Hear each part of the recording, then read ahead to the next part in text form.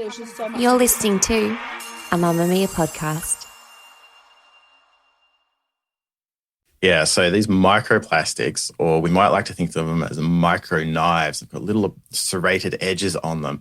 When we ingest those or when we breathe them in, those little serrated edges cause scrapes and scratches and damage to our internal tissues.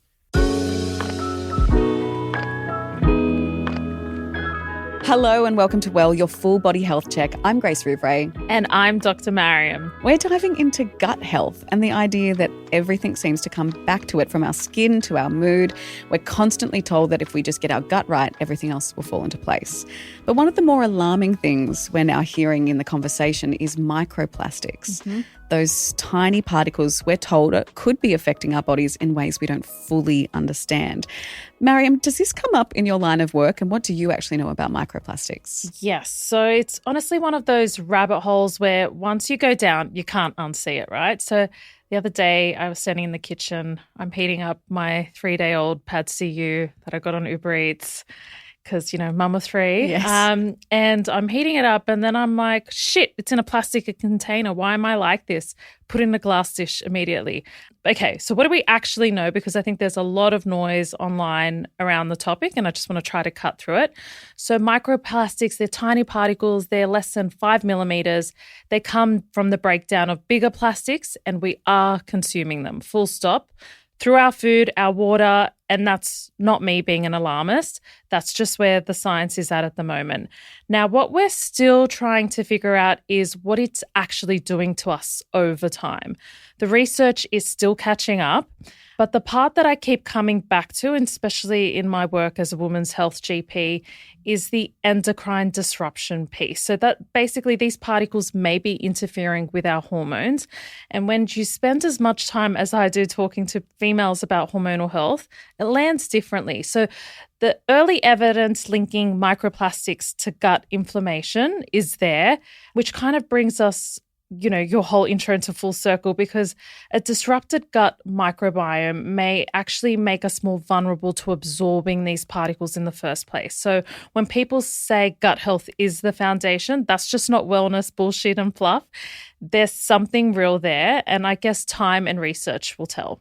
It's funny that you already bring up that it does impact your hormones. So again, women seem to be. Yeah, I know. We're always just we're the ones in the firing line. We are going to go more into that with an interview with Dr Paul Harvey later on. So excited for that. But next, the word matrescence is coming up everywhere at the moment, and we're going to explain what it is. So let's go to med school. I have a question. Hacking into the med school files right now. School is in session. Mariam, is matrescence a medical term or a social media trend? Both. And I mean that genuinely. It's not a cop-out answer. So it's a real term. It's been around since the 70s, coined by an anthropologist named Dana Raphael.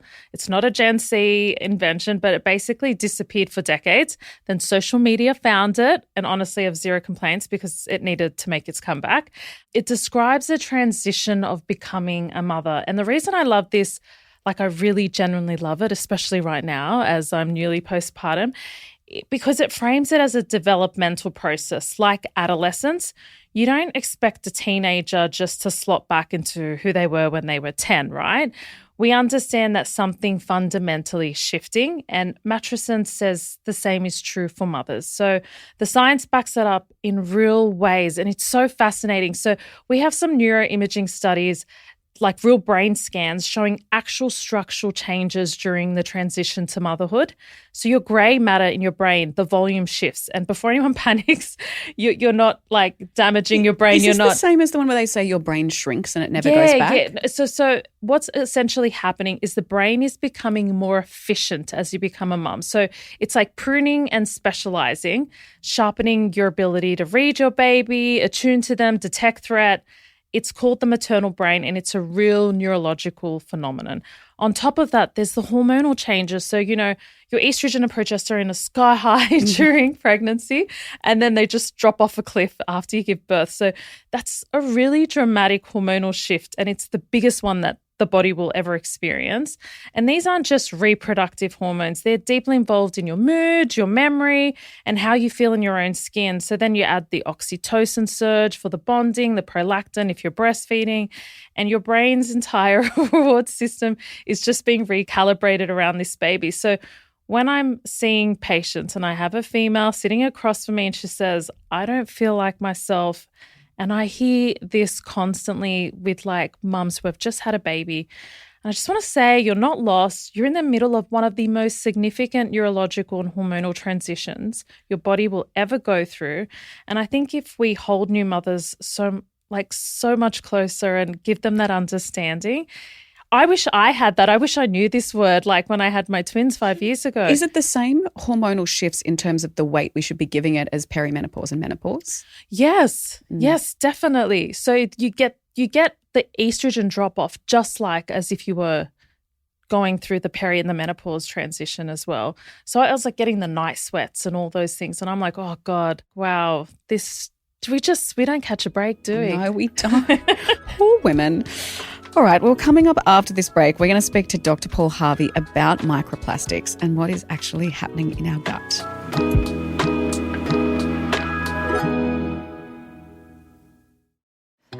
I'm Kate Langbrook and I host No Filter. Celeste Barber. Hi. Welcome to No Filter. It's nice to be here. Yeah, today we're diving into the world of G-Flip. And your voice has always been such a calming, warm energy. So that's why I tear up, because you're like always growing up with you around. So thank you. Sally Hepworth, what a absolute jewel you are in the crown of artists. Oh, thank you. This has been lovely. Today, we're talking to Rosie O'Donnell. I just want to tell you, this is one of the best interviews I've ever had. If you love conversations that go deep and stories that stay with you, listen to No Filter. New episodes of No Filter drop every Monday, wherever you get your podcasts.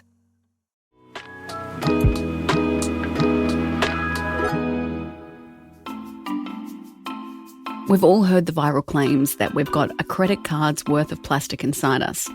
But what does science actually say?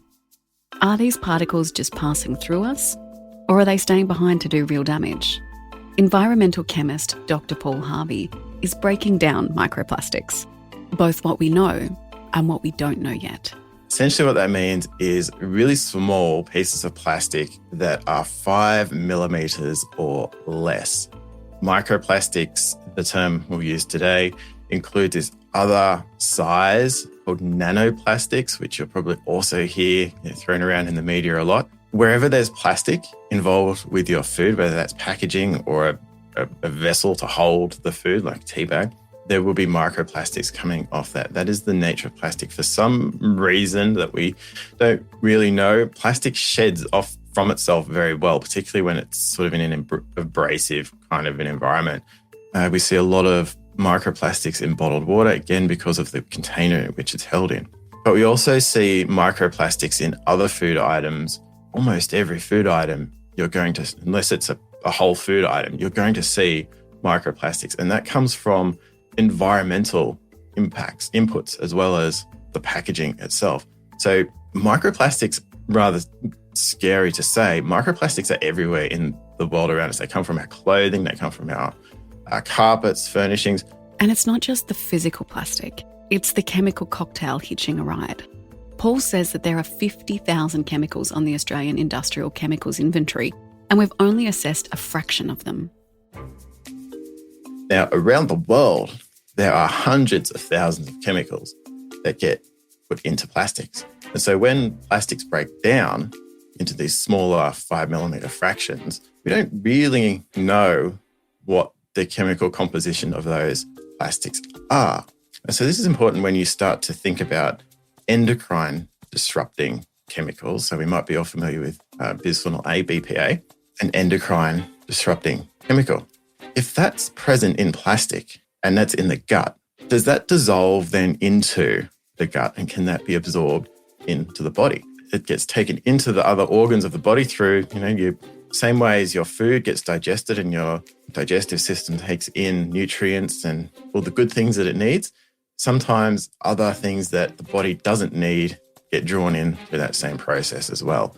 So that's where these chemicals that look quite oftentimes very similar chemically to the good nutrients that our body wants, it goes, right, oh, I've got some of that. Let me have that. It takes it in and then it distributes it around. This is where it gets visceral, because while the chemicals are a concern, the physical shape of these particles is causing a different kind of havoc in the gut lining. When we look at microplastics under a microscope, we see that they are sort of like a serrated edge, like a knife or something like that with those bumps. As we swallow these plastic particles, as we breathe them in, these sharp edges, these knife-like, serrated knife-like edges interact with our very sensitive and delicate linings of our stomachs or our lungs. And what we're seeing when we look at certain tissues under the microscope again is indications of scratches, of little cuts and so on that have been caused by these microplastic, call them micro knives, I suppose, that have been ingested. This is a huge concern for gut health experts because a compromised gut lining, often called leaky gut, is linked to systemic inflammation. But there is a counter-argument to the panic. Not everyone is ready to sound the alarm just yet. Dr Emma Beckett, a food and nutrition scientist, suggests we need to look at the bigger picture. I think we do this a lot when we look at things we're concerned about from a health perspective and we go, here's what we see as the effect or the potential effect, and we compare that to this utopian universe where none of those problems exist. But our choice with plastic, with microplastic, isn't plastic or no plastic. It's plastic with purpose. And if we take those plastics away, we do lose something. And we lose things like food safety aspects of plastic packaging. We lose accessibility aspects when it comes to plastic. We lose, safety and longevity aspects. And so if we're worried about microplastics and what they're doing to our bodies and how they might be shortening our lives or increasing our risks of other diseases, we very well could have had our lives shortened even more, and we very well could have already succumbed to other diseases, particularly infectious diseases, when you think about the food packaging aspect. So for me, it's not how do we get rid of plastic, but it's how do we use plastic with purpose so that if there are risks associated, we can minimize that risk, but still get the benefits. And the same goes for additives and pesticides and all of the other things that we see as, negative in our food, might affect our gut, might affect our health. If we use them with purpose, we're going to get more benefits and less stress. And going back to gut health, it's wild to me how many people are stressing about gut health because stress is definitely not going to have a good impact on our guts. So if we're made of plastic, as I sometimes feel after my 4th cup of tea, can we flush it out? There's a trend on social media claiming that fermented drinks like kombucha can clear microplastics from your system. But is there any truth to that? I wouldn't write it off completely because one of the theories around microplastics in the body, particularly in the gut, is that whether it's the plastic itself, the physical presence of plastic being in there, or whether it's those chemicals that are coming out of the plastics, like I described earlier, are causing some sort of disruption to the microbiome of the gut. There's a good theory behind it, actually. So kombucha and those good gut bacteria type of things are to promote the wellness and enhance the gut microbiome and make it a healthier environment for digestion and whatnot.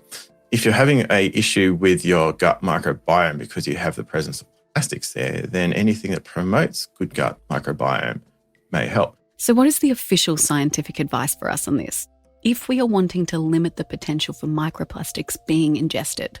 At the moment, given that we are unclear on the health impacts, try and reduce the amount of microplastics or plastics that are in your world overall. Things like don't use plastic utensils for cooking, for example, because you might have seen using a plastic utensil on a hot frying pan, you end up with half of your utensil missing and you go, oh, where's that gone? What's in your food? Eating whole foods, organic whole foods, that's a way to reduce the opportunities for microplastics to be in your diet through processed foods. Drinking filtered tap water, if you like, or regular tap water, rather than drinking bottled water routinely.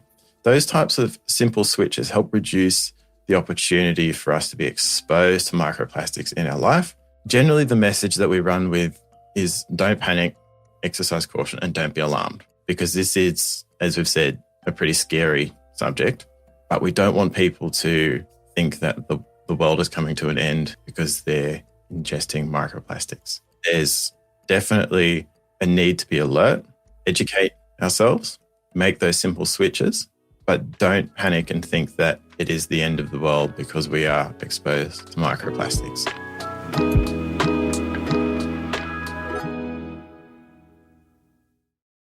Hello, Holly Wainwright here. I'm an executive editor at Mamamia, and I have been part of this business, an independent women's media company, for more than a decade now. I have seen a lot, but being independent has always meant that we don't have anyone telling us to play it safe or to avoid the topics that feel a bit too messy or uncomfortable for a boardroom full of dudes to handle. And I never take that for granted. If we help you feel a little bit less alone or more connected through the conversations with fascinating women that Kate Langbrook's having on No Filter or one of our other shows, or if we help you feel more informed with the stories that your group chat is really reading on the Mamamia app, please consider, please, becoming a subscriber. Because your support really helps us keep telling the stories that matter to Australian women. As a Mamamia subscriber, you get unlimited access to everything. Every article, every video, and every single podcast we make. You can even move with me. Subscribers get full access to our at-home fitness app, including my new weights program, launching soon, I promise, with an expert and not just me. Subscribe to Mamamia today. Support independent women's media. There's a link to do that in our show notes. The doctor will see you now just through here to consult room 1. Today's quick consult is coming from Laura, and she said, I always present with a UTI, but I never actually have one. I have a history of endometriosis. I'm 65 years old. Do I have cystitis? Are there any treatments that can help with this? Through the day, there isn't really too much of a problem, but at night time, laying down, I feel like I have a watermelon ready to burst and I have to pee frequently. Please help. Okay, this one got me because I see lots of females come to the clinic with very similar symptoms. And I know that this particular person has been handed antibiotics over and over again, which is not the way to go. The culture has come back negative and she's left thinking, what is happening? So let's talk about what's actually going on. So when you send off your urine in those little wee cups, they're kind of testing it for the bacteria to make sure that we're giving people appropriate antibiotics. So there's a test that they do with the dipstick, but then there's also the one where they send it away. What are the two separate tests? So the dipstick is something we call urinalysis, and that tells us can give us a lot of information. So it can tell us if there's glucose in the urine, if there's protein, nitrates, leukocytes, blood, and those things will point towards you having a urinary tract infection. And that's why they can diagnose from the dipstick, but they have to do the full panel. So we can say that's most likely you've got positive bugs. It's positive that there's nitrates and leukocytes in the urine. Most likely it is a UTI. We're going to send this off for culture. And when we culture the urine, it will tell us specifically the bug that's in the urine. And then it will also tell us whether the antibiotic is effective and which ones are resistant and which ones are sensitive. Now, I'm not sure if you've heard about antibiotic resistance. Unfortunately, it is happening. A lot of antibiotics are becoming resistant. So I could give you an antibiotic, but it's not working because your bug is now resistant to that antibiotic, which is why it's really important to finish a course of antibiotics if it's been given to you. So a lot of people will take, number one, antibiotics inappropriately. You don't take antibiotics for viral illnesses. Number two, they don't finish the course of antibiotics, and that is increasing, unfortunately, antibiotic resistance. So when we send it off in that little jar, we're testing the bug and we're making sure that the antibiotic is effective. So essentially she's had negative cultures, which means that no bugs have been grown in the urine, which means she's not having a urinary tract infection. So her symptoms are pointing towards something else. And unfortunately, UTIs can be overdiagnosed and things like what she has can be missed. So the symptoms she's having, the urgency, frequency, that pressure sensation, that's not a UTI. those symptoms can overlap with a UTI, but I think the really important clinical picture and points us somewhere else is something called bladder pain syndrome, which is also known as interstitial cystitis. It just has a new name now. It would be on my radar here. It's a chronic condition where the bladder wall becomes really sensitive and inflamed, and it produces the symptoms that she's describing. And with her endometriosis history, that's not a coincidence. There's a well-established link between endometriosis and bladder hypersensitivity. So if you've had years of chronic pelvic flame inflammation, you can essentially rewire the nervous system signal processes in that region. And that watermelon feeling she's describing, I've had so many patients describe similar sensation. It makes a lot of sense. So when you lie down, the pressure dynamics in your bladder change, and a sensitized bladder will definitely feel that. So at 65, I'd want to rule out also the genitourinary syndrome of menopause. So low estrogen also thins and sensitizes the bladder and the urethral tissues there and can drive exactly this kind of urgency and frequency. Very underdiagnosed and very treatable. I've had so many patients come in, give them some vaginal estrogen, and they're like, oh my God, my life's changed. Where have you been for the last 10 years? But for this specific patient, I'd want to refer her to a urogynecologist or a urologist with a special interest in pelvic pain and bladder dysfunction. She needs investigations, which would probably include a cystoscopy to look at the bladder wall and possibly urodynamic testing to assess her bladder function. I'd want her to ask about pelvic floor physiotherapy, bladder retraining, and whether local vaginal estrogen might help as well. These aren't small things, and I've seen it in my clinic. Like, females don't leave the house when they have these conditions. And potentially they've been taking antibiotics that aren't working and are causing a resistance. Yeah, exactly. Antibiotic resistance. So if you feel like your GP is not hearing you, and I say this so often, find one that does, maybe a women's health GP. Let them know you want to see a specialist, you want further investigations, you deserve a real plan. Yeah. Sorry, Laura. Yeah, so that's sad for Laura. It is sad. Especially at 65. Yeah, 65. How long she could have been misdiagnosed or missing the treatment that she deserves. Fine. Well, thank you so much for listening to this episode of Well. You can find us on socials, seeing Dr. Mariam talk very smart things. I hope so. You can find us on your favourite podcast player, and please leave us a 5-star review. Yes, nothing but 5 stars. We'll see you next week. Bye-bye.